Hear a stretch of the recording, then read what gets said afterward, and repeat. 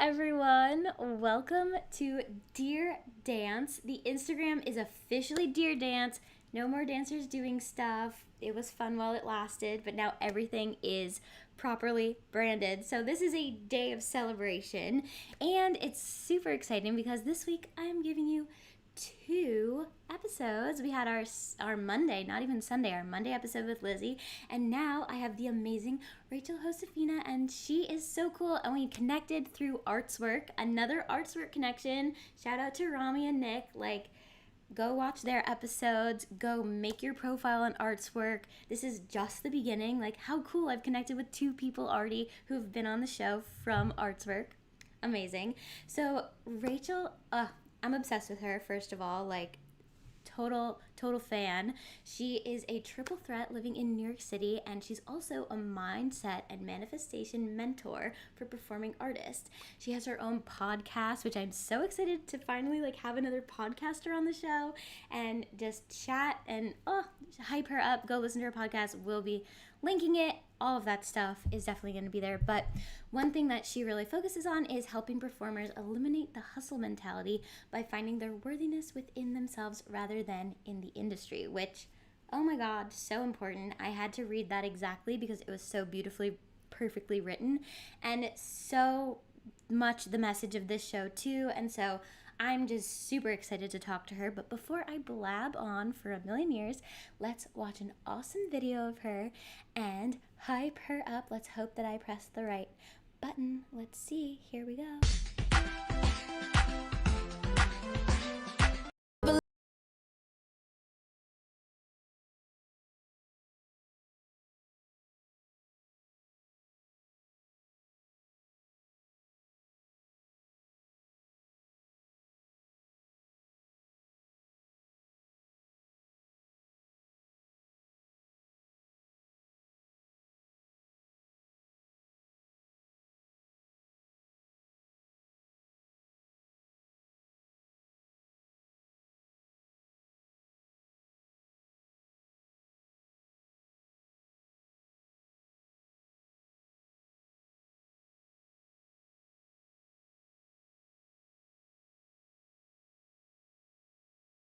Yay!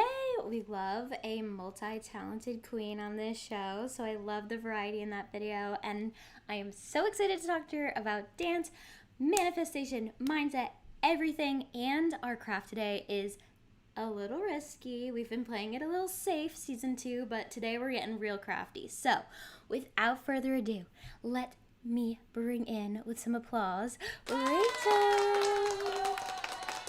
Yay! welcome. Oh, there we go. Welcome. Thank you for being here. Oh my gosh, of course. Thank you for having me. And I think it's amazing that you're like, we're going to get a little risky with the crafting because I'm just so bad at crafting. So I'm the perfect person for that. That's exactly the exact reason why I always do these crafts, because I'm a big believer that working your creative muscle in all different ways and ways that you're not used to is beneficial to all aspects of your life. So I love to force people to do things that maybe they're not good at on live YouTube videos and podcasts so that the world can see. And honestly, I mess up a lot of the time. So we're gonna start off with the craft. I saw these cool pumpkins that a new Target just opened up. We live in Washington Heights. Woohoo.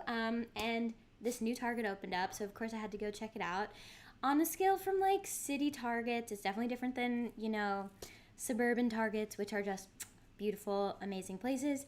This one's not too bad. I'd say out of 5, it's a 3.5 for city Targets. They've got some fun stuff, but it is mostly just a grocery store. So, but not as bad as some other Targets that I've been to. But long story short, I found these pumpkins and I was like, ooh, this could be something cool. So I thought we could decoupage the pumpkins, which is a fancy way of saying we're just gonna stick a bunch of paper on with Mod Podge and hope it doesn't look ugly.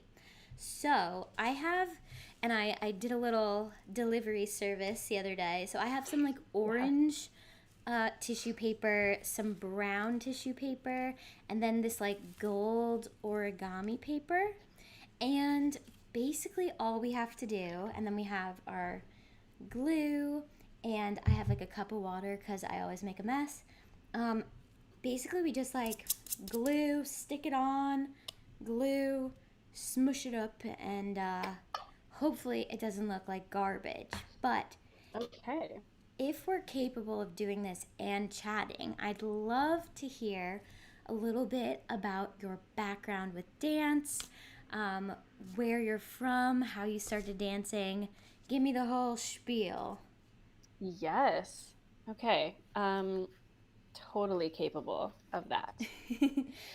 Multitasking in some ways Yes. is a skill that I have, Yes, and in some ways I it's did not. not rip my paper the way you were doing before. Oh So yeah. it might be loud. Oh yeah, maybe give it a few good rips beforehand. A little ASMR moment for anyone who's watching. Oh my Let's gosh, see. tell me what that stands for. I'm I honestly don't so know. bad. I really don't know what it stands for. I just know that like people get like tingles. I've never gotten tingles from watching it. I do get goosebumps when people like brush their teeth, or like if I think about a toothbrush, I get goosebumps. But I don't think that's the same as ASMR. Interesting. Yeah, it really like gives me the heebie-jeebies. I'm like only a I, non-mechanical toothbrush. Mechanical toothbrush, I'm okay. oh, interesting. I do not have a mechanical toothbrush, so Ooh, risking it. Risking it. I would be goosebump central over there. That oh would my be gosh. rough for me. Yeah. I will Um, show a little bit of this while you're ripping your paper as well. So far, it pretty much looks like garbage. So, I have high hopes for this craft. oh man, I'm even good at ripping. Like, let me tell you. Um, Amazing. but anyway, so okay, we're gonna have that be good enough. Which also is Perfect. my favorite phrase as a perfectionist. Yes, Good enough. I love that. Yes. Good enough. So I am from California and born and raised there, grew up in the Bay Area, and I lived there until I went to college. And then I went to college in Orange County at Cal State Fullerton, That's where where I the majored in. OC, like the show, that's the Yes. same. Ooh, okay. My I knowledge of actually have, California is very limited. I've actually never seen the OC. So like I mean, granted, it definitely wasn't of like where I went to school because I did not go to school in the like super rich parts of Orange County. Um, I went to school like near Disneyland, which is funny because I guess that would be like you would think it was in the really rich area, but it's not. Ooh. Um, but yeah, so I went to school for started out for musical theater, and actually let's like rewind. So both my parents are musicians, and they both played in pit orchestras in San Francisco for musicals. So like I grew up watching musicals, so it was kind of just like always what I was exposed to, you know? And everyone of their friends was like, "Oh, are you going to be down here in the pit?" And I was like, "Oh, no, I'm going to be on stage." um so yeah, and then I always like knew that I wanted to do musical theater throughout middle school and high school, and then I went to school for musical theater at Cal State Fullerton, but I ended up getting cut because it was a cut program, and I ended up getting cut, Whoa. yeah, my sophomore year, like So that the middle means of my sophomore you're year. not able to be in that major anymore? Is that what the cut like program is like? Yeah, so basically, like when you start out in the program, you're like on track to be part of the BFA, but really you're just a theater major and you don't get accepted into the BFA until like your junior year. Oh my So god, basically, like, what a mental gymnastics that must be while you're literally going to college for the first time and experiencing so many other new things. Wow. Oh my god. yeah. So it was interesting. They always talk to us about like make sure you have your plan B because this is a really hard like job, and like if you could do anything else and still love it, go do that. Like I don't know, they weren't very I'm not trying to Nurturing. bash, but honestly, I Yeah. wouldn't tell anyone to go to Cal State Fullerton because it wasn't the best. Yeah. But I am very thankful I went. So after I got cut, I majored in dance, which is kind of always what I thought I would do. Like when I always was like, well, if I get cut, I'll just do dance because I can still do musical theater. Like it was never like, oh God, I'm never going to do musical theater. It was just like, I just won't do it. I just won't major in it. You know what I mean? Right. Um, and I was very lucky and thankful that Orange County and just like in the LA area, there's a ton of regional theaters. And so I started working. Basically, I got cut and I was like, okay, well, I'm going to go audition for shows. And so I got cast in my first regional production and started working professionally at the age of 19. Um, and I was Amazing. like, okay, well, I guess I don't need your major because I'm just going to go Yeah, work right? anyway. That's Yeah. So amazing. yeah, so it was fun. It was so I got to do a bunch of regional theater like at a very young age, which was nice, and so I majored in dance, but I I don't know, I was always seen as like the dancer, and it didn't help that I was also a dance major. And so it was interesting because even though I worked professionally in Orange County and like in the LA area for 3 years, it wasn't until the last show that I did where I had like a featured singing part where people were like, "Oh, I didn't know you could sing." And I was like, "Well, how do you think I was getting hired?" Um, Right. The dancers still have to sing. right. Yeah. So it was interesting. Like that's something that I feel like I've had to like overcome just as a dancer in general. It's something that I feel like I've been looked at as just the dancer even since I was like in middle school. I don't it mm. yeah, that's definitely probably one of the hardest things. But anyway, yeah, so I went to school and then I worked professionally and then I was like, I'm gonna move to New York. So I moved to New York in 2016, was here for 6 months, and then I booked a job with Royal Caribbean and I did a contract with them. And then I went home to California for a little bit. And I ended up working with Holland America. And then I went home and actually got off of that contract like really injured.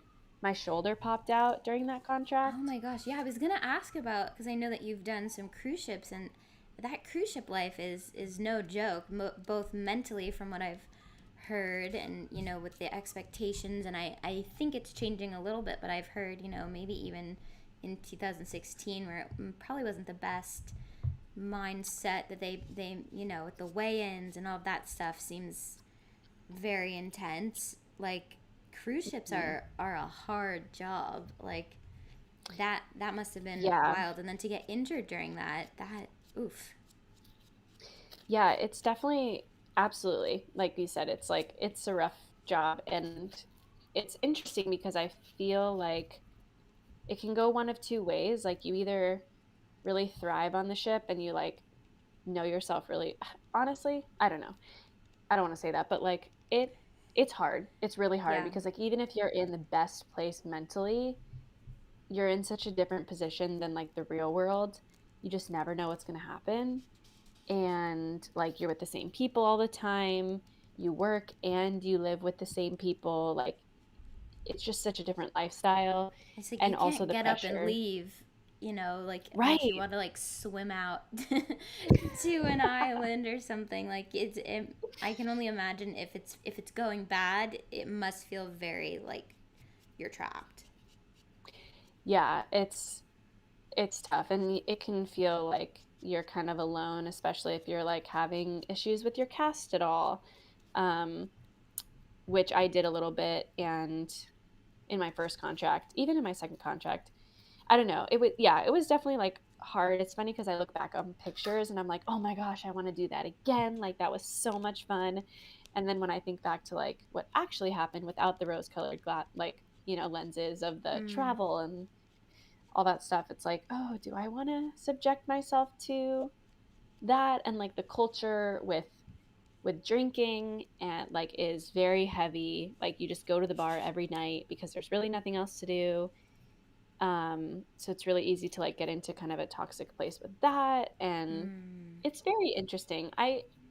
I do think like as I did the second contract, it got better. You know, you kind of like do something again and you're like learn your way around Yeah. what to do and what not to do.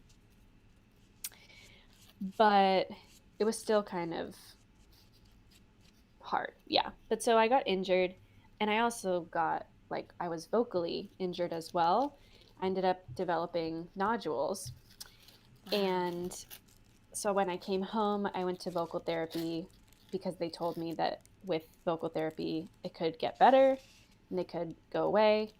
But that did not happen. So I ended up having to have surgery on my vocal cords. Oh my god. But clearly, we're fine. Yeah, you're I can speaking. talk. You sound great. That must have been Thank so you. terrifying. What was your mental state like during that time? How did you cope with that? It was interesting because I like had been doing everything that I could to like get better vocally. Um, and basically like went to a doctor for a third opinion. Um, and they were like, well, you've seen these three other doctors and this is like you haven't been having the quality that you wanted to. So, and everyone had kind of said like, let's try everything and then we'll talk about surgery later. And this doctor was just like, so let me know when you want to schedule the surgery. And I was like, oh, it's okay. Now is the time. And I was there Wow. by myself because I was just kind of going to get an opinion. Like, I didn't have anyone there with me. So and I was like, literally going to get on a plane that afternoon to go on vacation. And I was like, Oh my gosh. okay. So I just kind of had 30 seconds of panic and then was just like, okay, well, this is what I have to do. Like, this is the answer. This is the decision. Like, I didn't have to weigh my options. It was just like the right decision. And so I just made the decision and I scheduled my appointment and I was like, okay, this is the day of my surgery. And I called my mom and I was like, so yeah, I'm going to have surgery. And it was just kind of like, it just happened. Like, I just, Mm, yeah, I don't know. wow. So then after the surgery, what did you go back into? How was that coming back from that? Yeah, so I actually auditioned for the Music Man in California. Like, so basically, when you have surgery, or in my experience, so I had surgery, I had to be silent for 2 weeks, which, if you know me, is just so hard because I talk so Wow. much. Two full, like nothing, not even a peep. No cough, no sneeze, no Oh my words. gosh. Oh I my did say gosh. 2 words though. I said like, or I like Help. laughed and then I like squealed or something, like on accident. And I was like, well, at least I know that they're working, you know? Wow. This is looking, let me just say, this is looking not hot. Not good. My pumpkin, it It's looks okay. very scary, but maybe that's like good. It's also just Oh, covered in glue, so that also is very distracting of I have no idea what it's going to look like when it dries. it's just gonna be so great. We're Yeah, gonna. I believe in us. But anyway, so yeah, so I auditioned. I was silent for 2 weeks, and then I had 2 weeks to like get my vocal cords back into like regular functioning. And after those 2 weeks, they were like, okay, you're cleared to sing and do everything that you want to do. And I was like, okay, sure. So I was like, I wonder if they're still doing auditions. And the auditions were like 3 days later. And so I was like, yeah, let me just try it. And so I like went to the dance call and I got called back. Or I went to the dance call and then I sang and then I got called back and then they were like, hi, do you want the job? And I was like, oh my gosh. Oh my And so gosh, I this like, is happening. right. So like it was amazing. I just like went for it and I got hired. Granted, like it was quite difficult for me vocal wise. And the dancing was so good. I had basically recovered my shoulder by that point, which was nice because that was like 8 months later. But that was the last show that I did before the pandy, and that was 2019, like right Wow. before, like in September of Oof. 2019. But Yeah, so I've had, honestly, like, I've just had so many ups and downs in my career and in my dance journey. And, like, because of having so many ups and downs, was kind of like the reason why I started my podcast and why I started my business and turned to mindset and like all of that is because I just feel like I had such a rough, I just felt like it was so hard and I was like there's just got to be a better way. You know what I mean? Like Yeah. it just can't be this miserable like every day because don't we aren't we supposed to love what we do, you know? Yes, 100%. I love how you were in your bio, you know, you talked about getting rid of that like hustle mentality and that just the go go go and finding this balance is so important, and I'm 100% a believer of that. And I know that I listened to one of your podcast episodes recently, which everyone definitely go check out, Mindset in the Making. I'm sure we'll talk about it more later, but um, one of the episodes recently, you talked a little bit about your relationship with dance and how you're not really feeling like taking class and kind of like going through the mental process of like, what does that mean? What does that mean for me about my identity, about my dance career, about like I really loved hearing that conversation, and I think that that's so important. So I was wondering if you could share a little bit about like your current relationship with dance, like even just like today, like how are you guys doing, like what, because I think it's important to share that Yeah. it's not always great. And like you said about, you know, social media and Instagram, it's not always like sunshine and flowers and filters, and that's okay. Like I think there is a lot of shame attached to like, if I don't feel like I want to dance 24/7, I must not be a real dancer, or I must not be a real performer. Mhm. I'm not really like as committed as other people, so I suck, you know? And so, yeah, I would love to hear a little bit about like how you and dance are doing currently. Yeah. Yeah. So we are loving each other from afar. Mm-hmm. From quite afar. Um and that's the thing is like I've never like not loved dance. It's just in the capacity at which I love it and like from what distance, you know? Yeah. So I've since everything's gone back to in person, I've taken two classes. I loved both classes that I took. I like purposefully went in and took classes that were going to be like below the level I would normally take at. So normally Mm. like I go to steps and I would take like, you know, an intermediate advanced theater class that's like super hard and um you know, everyone's just fucking killing it. Yeah. Now, I knew that like over the pandemic I hadn't been taking classes at home.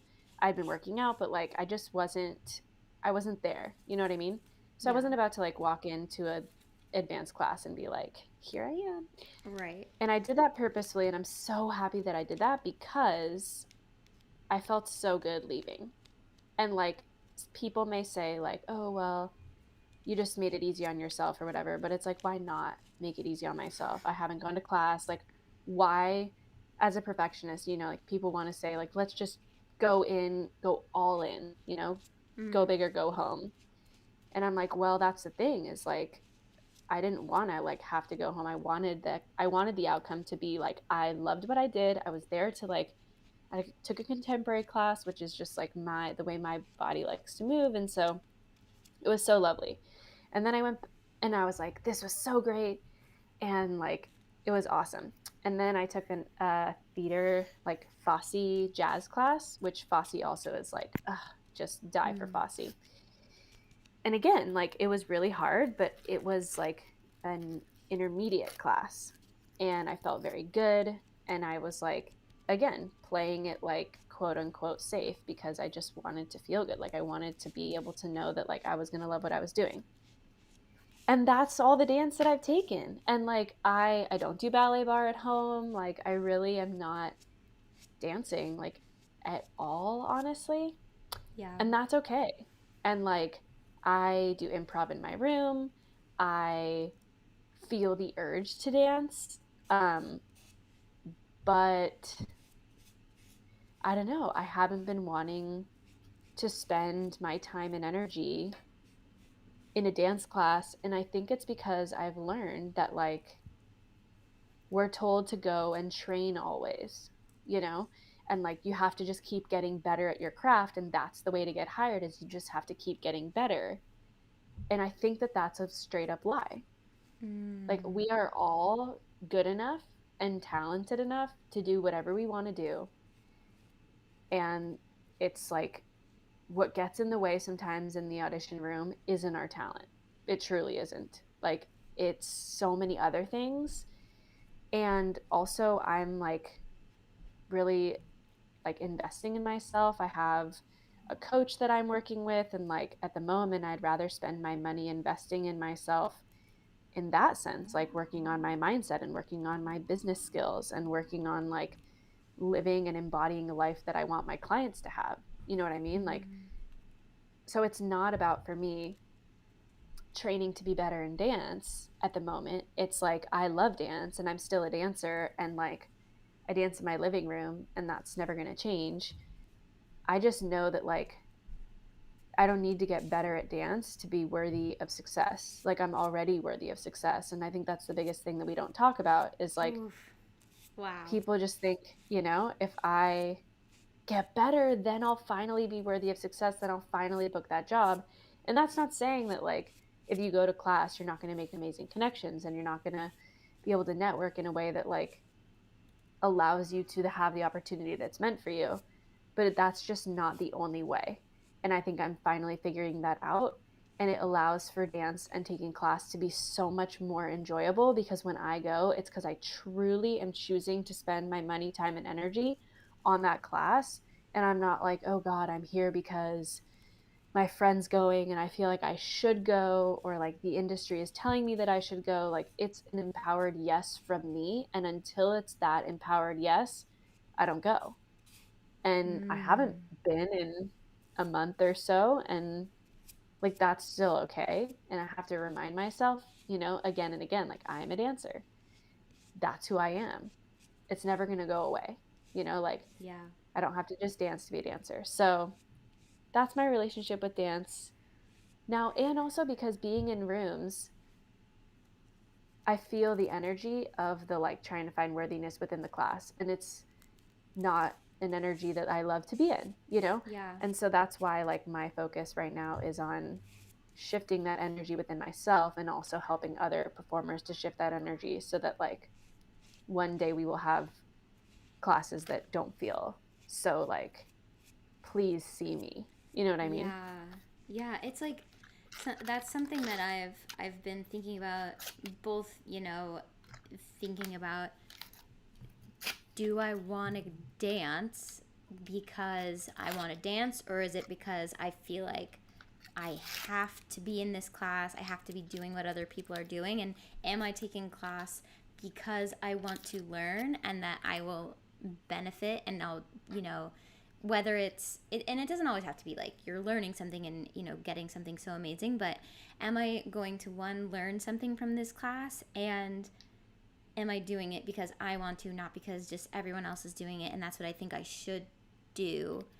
And like and it can also be like, am I gonna have fun, like, especially when we're paying, I mean, $25 now for, I mean, that's a whole other issue, but it's like, part of it is like, mentally I'm trying to be frugal with how I spend my energy, and also money wise, it's like it really is a thought that and before it was like, I never thought about that, because I was like, well, I have to do this, I have to keep going, I have to take at least one class a day, I have to go because everyone's doing it, I'm gonna fall behind, I'm gonna be seen as not as Mm-hmm. serious about my craft.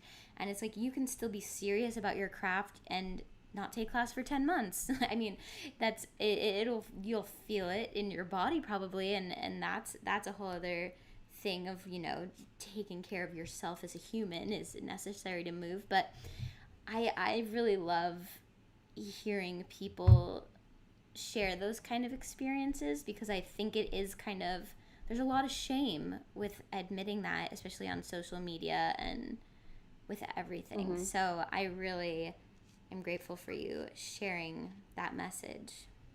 Of course. And I do want to like add something because you were saying like if you don't take care of yourself and your body, you're going to feel it. But I do want to just like offer that if you're not taking class, it doesn't necessarily mean that you're like not taking care of your body. You know what I Yes, mean? a hundred And like percent.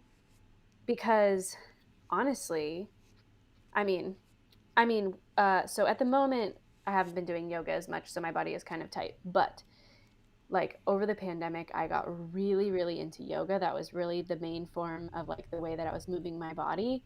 And my body felt better than when I was dancing constantly. Mm, Um, yeah, and just like there's more to taking care of your body than dancing, you know what I mean? Like yeah, eating really nice, nutritious food and like just loving yourself a lot feels yeah. really good in your body. You know what I mean?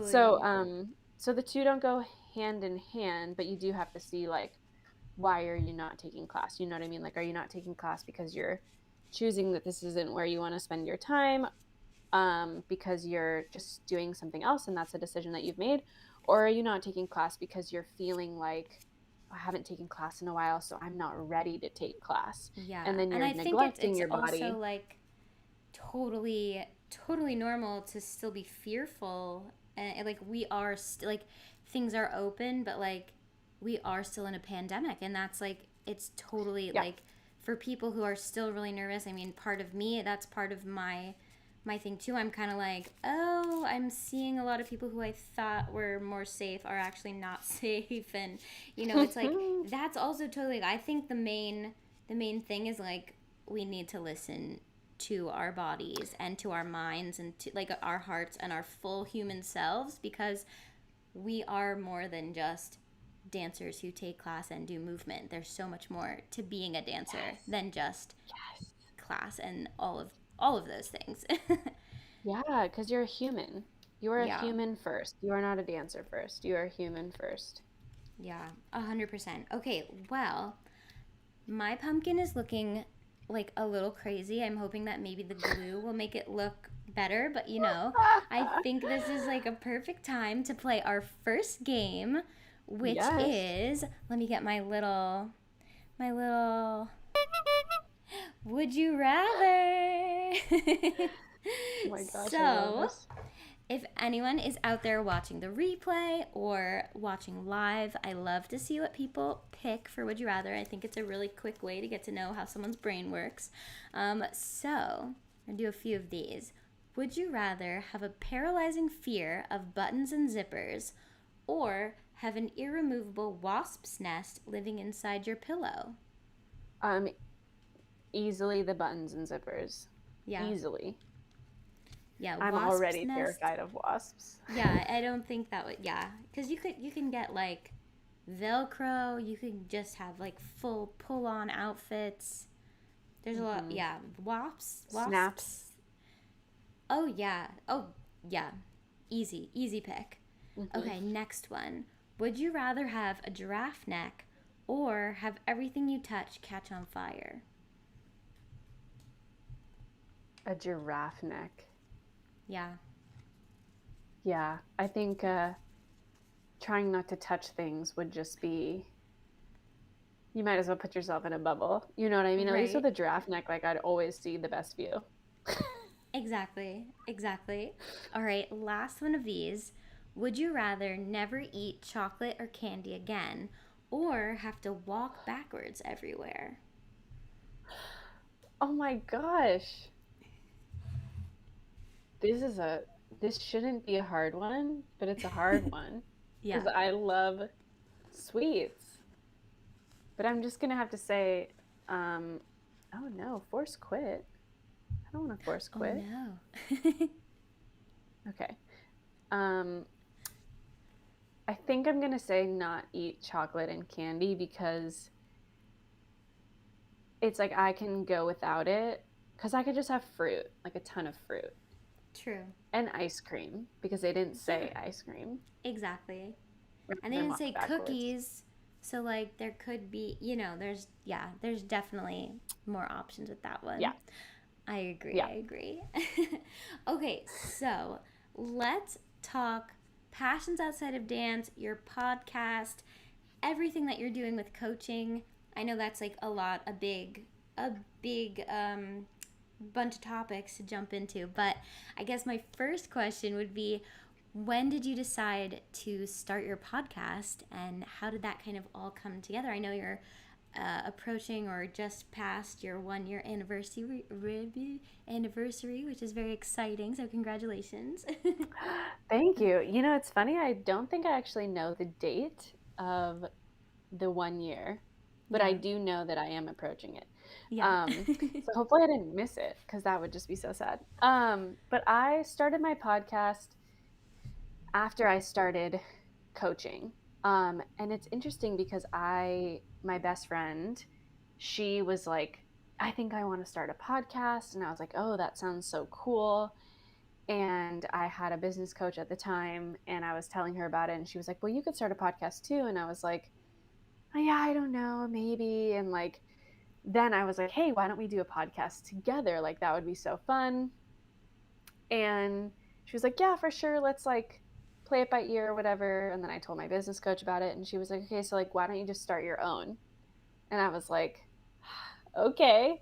Yeah. So I just, I just did. I don't know. It was like this, it just happened where I was like, I feel like I need to talk. And also at the time, I had been doing Instagram stories, and I noticed that like once I got 1 to 2 minutes into the Instagram stories is really when I started like gaining momentum on what I was talking about. But Mm. like, who wants 2 minutes of Instagram is already 8 slides? Who wants to watch all that? Yes. So I was like, okay, I think this is going to go well. And I did like a poll in my audience. And I was like, if I were to talk for a really long time on a podcast, would you watch it or would you listen to it? And they were like, yes, I would. And I was like, okay, so let's just do it. And that's what I did. I started mostly with solo episodes. And then I now do like every other um, week. So I'll do like a guest episode and then I'll do a solo episode, which I really enjoy because the guest episodes are always like pretty long, like they're like at least 45 minutes. And then my solo episodes are like anywhere from 15 to 30 minutes. So they can be like kind of a quick thing that people can listen to. And yeah, it's nice. And what I love about honestly my podcast is that it's not just like talking about the industry. Like it's Yeah. not just like interviewing other people who are on Broadway and like, oh, what's your experience like? And just constantly hearing the stories over and over again. Like I bring in spirituality, which, you know, isn't for everyone. But for me, it's like something huge and it's changed my life. And I bring perfectionism in and see how do those directly relate to like what's going on in the industry and also just like hopefully giving permission to other people that your life doesn't have to revolve around your career and you can still again be a dancer. So um Yes, I love that. I love all of those things. yeah. So cool. And then when did you start coaching and your all of this manifestation and everything? Was that during the pandemic, or had you been doing that before? So I I started coaching, or like I discovered that I needed to be able to make income, like make money, because I was moving to New York, back to New York permanently, January of 2020. So I worked with my business coach and I was like, hey, I need to make some money. So, like, and she was helping performers create like a business, create a side job. And I was like, hi, can you help me do that? Because I need to make money like on my own terms and not have an employer.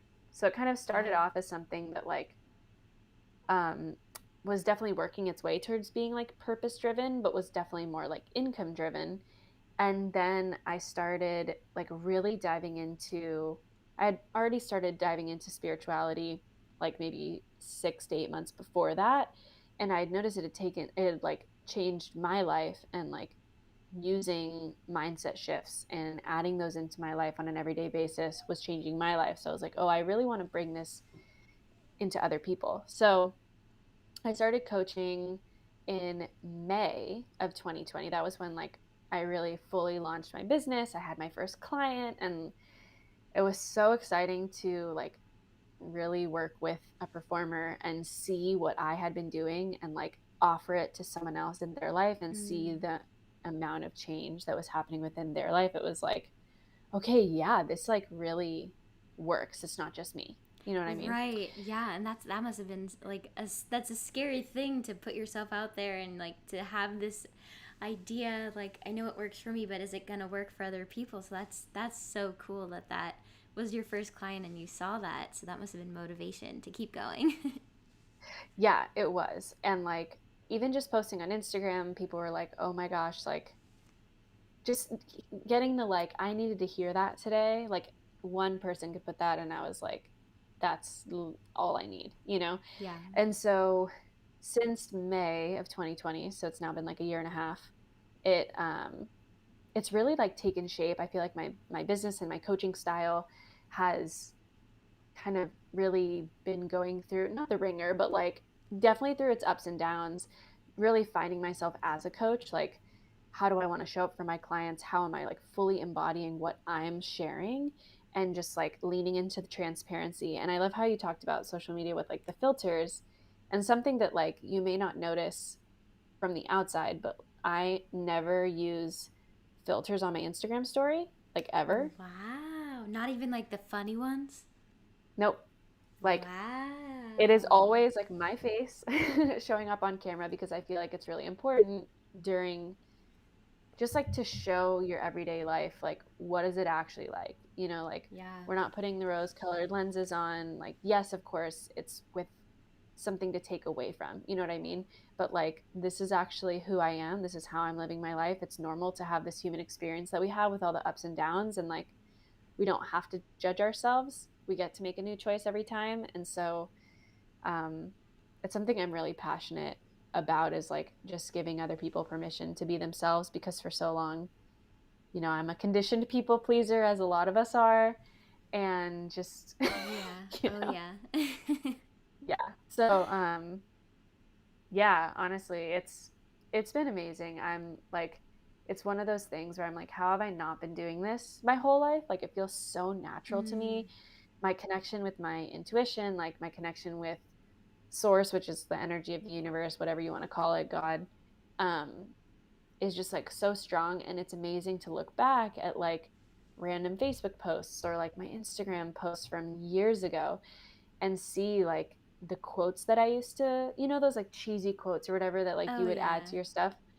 But it all was like everything happens for a reason. Like take a moment and like make sure that you always see the beauty. Like it was stuff that I'm talking about now. And to see that that was like ingrained in me so naturally, even at like Mm. times where I probably hated myself the most, like even when I was having the most struggle, that aspect of me was still there.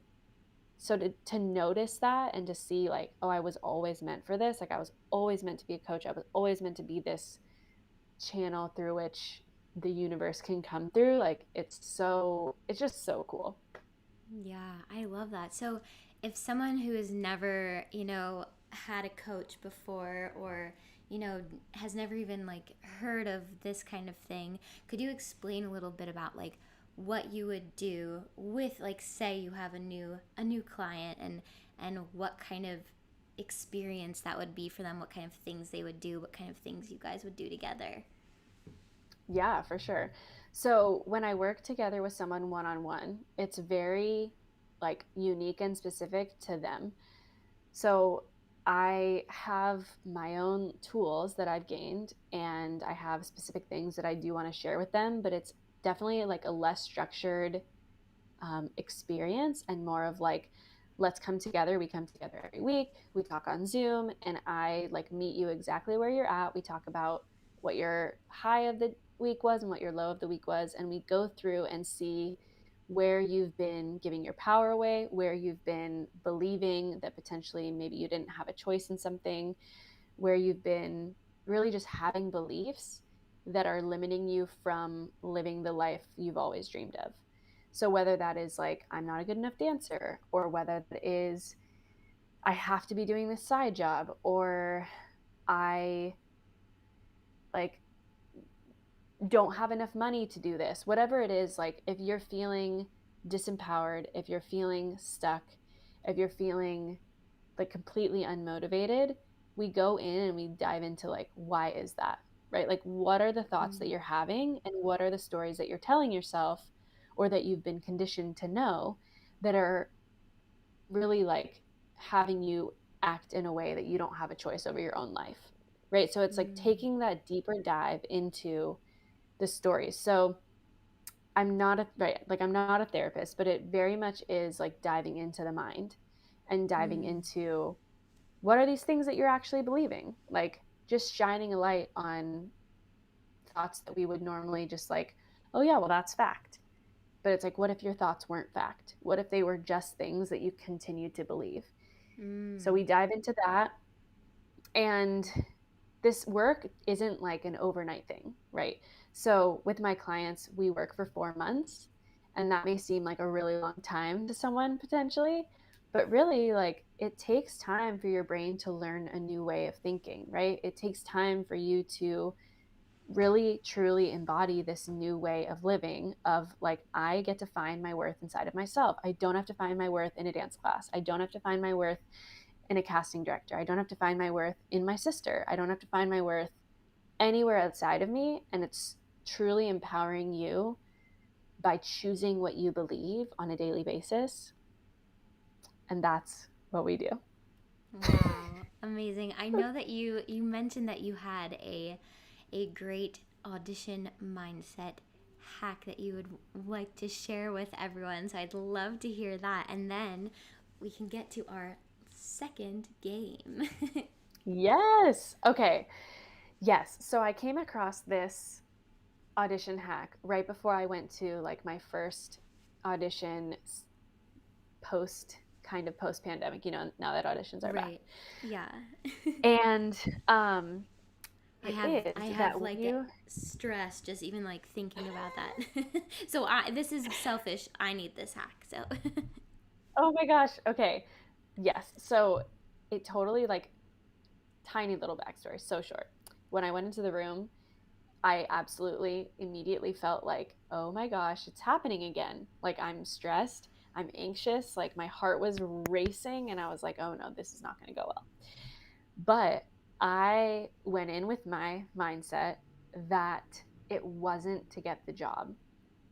And like it had nothing to do with being a good dancer. It had nothing to do with doing the choreography right. It had nothing to do with even like getting like learning the whole thing. You know what I mean? Because a lot of the time we go in and we're like, I'm going to learn it so well. Like I'm going to pick up on the choreography faster this time. I'm going to really like show that I'm worthy of this job. Like it's very much like about the actual technique and about getting the job. And that puts a lot of pressure on you, right? Because the expectation and the outcome of that is ultimately like not in your control. So when you're going into a situation and your intention is you can't even control the outcome of your own intention, you're like already setting yourself up for disappointment. So instead, I made it about like, I'm going to have fun, or I'm going to connect with someone in the room, or I'm going to say yes because my initial, like, my stress response in auditions is to be like, nope, can't do that. That's too hard. Like, there's no way I can do that. yes. And I immediately write it off. So, because I know that, because I've done all this digging, I was like, okay, yes, I can do this. Yes, I am capable. Yes, I am fun. Like, Mm. yes, I am worthy. Yes, like just today was about yes. Like no matter if my brain starts to say no, I'm just going to be like, yes, I can totally do that. And I'm going to have so much fun, and I'm going to stay so connected and like connected to the other people in the room. If I ever started to judge anyone, I started to actively celebrate them, like find one thing that I loved about what they were doing and like actively celebrate them, because then I couldn't compare because I was just celebrating everyone. Like Wow, I it was just a love that. party. Right. It was just a party. And like when you go into auditions, make your intention be nothing about the job, like absolutely Mm. nothing, because then you can control that you get the outcome that you want. And ultimately, you get to show up more as yourself, which then makes it a better chance of them seeing you and getting the job. Right. Oh my gosh. Yes. I love that so, so much. Okay, let's play our final game. our questions game. So I say this Woohoo. every time, but it's less of a game and more of like a mystery. So I'm picking a random card from each of the colors. Some of them are more deep, some of them are silly. Some of them, or a lot of them, are from a website called questionstoaskyourdad.com. They had a bunch of great questions over there, so shout out to them if they're watching. So, okay, let's see what we got. Okay, pick a color. Blue. What is the highest pressure situation you've ever been in, and how did you handle it? Wow, starting it off real intense. Oh my goodness. Gosh, I think the most high pressure situation was like quite recently. And I did do a podcast episode on it because I was with my best friend and I brought her onto the podcast. But so Ida was the storm that was in New York, or just in general, like or Yeah, something. There was a storm before that over 4th of July weekend, right? Where that was like the first flooding of New York. insane. And we were in an Uber, and our Uber was like, it was like, I'm godlike. I can weave in and out of cars. We're just hydroplaning all over the place. And we get to a road, and it's like, it was Hudson River Parkway or whatever, or Hudson River Drive, or Harlem Right, like River Drive. I right don't by know. the water. Right by the Like, water. yeah. Okay, so it was a river. The road was a river, and he was like, I can totally get through this. This And car is I was now a like, boat. no. Yeah. I You're was like, like, clearly, this I is a don't car, think not a so. boat. Oh my god. Yeah. So he just like decided to go, and we're in like a little car. He decided to go. He guns it. Of course, he gets stuck. The car stops moving, and like water starts to seep in to the car.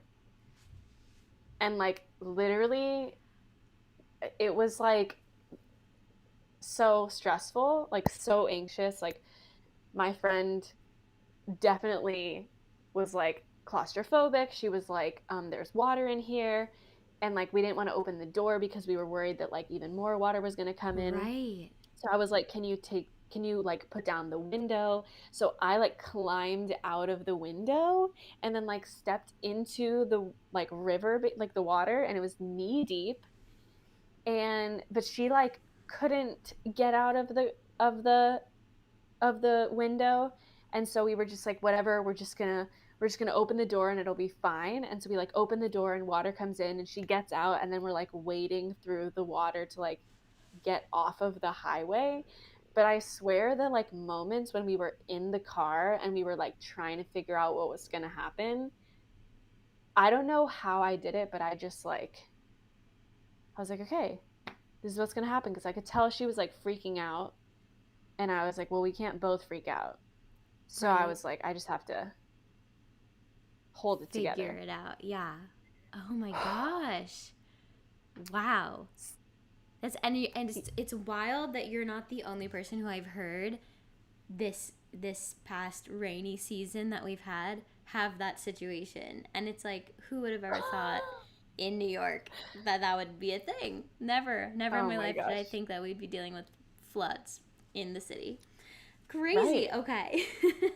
Next question. Maybe it'll be a deep question or a light question. Who knows? Orange. Ah, okay. Do you have a favorite t shirt? I do. Oh my gosh. I What don't, is it? I do. It's a red t-shirt, and my aunt got it for me a couple years ago, and it says, I put ketchup on my ketchup because I love ketchup. And on the back it says, and then I eat ice cream because I love ice cream. Oh my gosh. Where did she make this shirt for you, or did she find it somewhere? Yeah, it was custom made. So the front, I think Oh that I my put god, ketchup on my amazing. ketchup was potentially already there, but then I eat ice cream was like added on. So Uh-huh. that's my favorite t-shirt. Oh my god, I love that. Okay, next question. Okay, is that purple? This one? Yes. Yeah. What is Okay. the most relaxing place you've ever been to? Oh Ooh. my gosh. Hmm. That's honestly such a tough one because I love gardens. It's like a thing about me. Mm. Love botanical gardens. And so when I was on the ship, like every city we went to, I went to one of them. That's so Oh, and there's like a cool. million in California, so I've like been to so many. So it'd probably be one of those Yeah. gardens. So I would say potentially the like Melbourne Botanical Garden in Australia, the Royal Ooh. Botanical Garden in Melbourne. Yeah. That's cool. Oh, I want to go to Australia so bad. Okay, last one of these questions. Who'd play you in a movie about your life? Oh my gosh. Let me tell you, this is a tough question because I am the type of person who doesn't know anyone's name. Me too. I don't know any actors' names. It's really bad. Never. I would say, gosh, who would, can I not answer? I don't know. Maybe it's you. Maybe you would play yourself because you're a triple threat. Mm. Oh my gosh. Yeah, I would say. Yeah, I don't know. I would have to, yeah, I don't You'd know. have to have I'm a gonna full say myself. casting. You'd have to, it'd be a process. You don't want to offer someone the role right now when get them with their I hopes know. up. So the Yeah, the you people are just gonna have to wait. exactly. Okay, the last question that I ask every guest is, what brings out your most creative self? Mm, I would say I would say like two things combined. So like nature and acoustic music. Like when I'm listening to Mm. acoustic music in nature, whether that's like at a park or at the beach or anywhere, like I just get like I could get up and dance and sing and like just do whatever. I just feel like so inspired.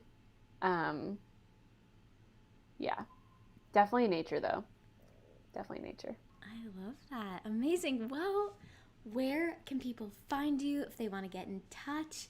How can people connect, plug everything you've got to plug? Yes. Okay. So I am on Instagram, rachel.josefina, Josefina. And um, I put like a little blurb about my podcast episode every Monday, which drops, and that's Mindset in the Making. And you can find it on practically every platform that you would ever listen to a podcast. And then on Tuesdays, I do the Tuesday tea, which is like just like the real Ooh. honest truth in my story. So you can like always look out for that. And yeah, mainly on Instagram. I also do run a Facebook group called Choosing to Rise with Suzanne Purcell. And it's an extension of the networking and workshops that we are holding for actors that we just started. And our next one is November 8th, which is very exciting. Okay. That's so Where cool. basically, Everyone check it out. Everyone show up. yes, yeah, if you're here, yeah, show up and then eventually we'll stream it. But so yeah, Choosing to Rise Facebook group, Instagram, and then my podcast, Mindset in the Making. Amazing. Oh, so many good things to check out. And if anyone would like to connect with me, my personal Instagram is Haley Grove, Haley, no extra letters. And the podcast Instagram is finally the new name. You can find this podcast and all of the information from past guests at Dear Dance Pod on Instagram. And if you want to be amazing, you can subscribe to the YouTube channel, Essentially Haley, where I have all the live unedited videos of the amazing talks that we have. There's lots of cats interrupting and all sorts of shenanigans that happen that get edited out of the podcast version. So definitely subscribe over there. I'm trying to get to 1,000 subscribers by the end of the year. Maybe 500 is a better goal. And yeah, I'm going to be putting out more videos about, dance and DIY stuff combined over there as well. And the final thing that I will plug is the Dear Dance Patreon, which is going through some changes right now. But once we get to 100 patrons, I'm going to be starting the Dancer's Dream Grant Program, where I will be donating $1 per patron every month to a dancer who has a creative project that needs help being funded, whether that's a music video that they want to film and concept video and they want to hire a professional videographer, or they want to pay their dancers, or you need some money to take class because it's so expensive now, or buy really good groceries or pay for an amazing coach. Hopefully this can be something that grows and we can all uplift the dance community and help dancers and artists who are maybe struggling a little bit right now. So those are all the things to plug. I will add all of the links to the show notes and to the description of this video. So thank you again so much for being here. I'm so glad we got to connect and wow, look at Artswork working. I'll plug Artswork again too. Go make a profile. Use one of our links so we can get a prize. And definitely check back in next Wednesday for another amazing live episode. Awesome. Thank you so much for being here and have a great night.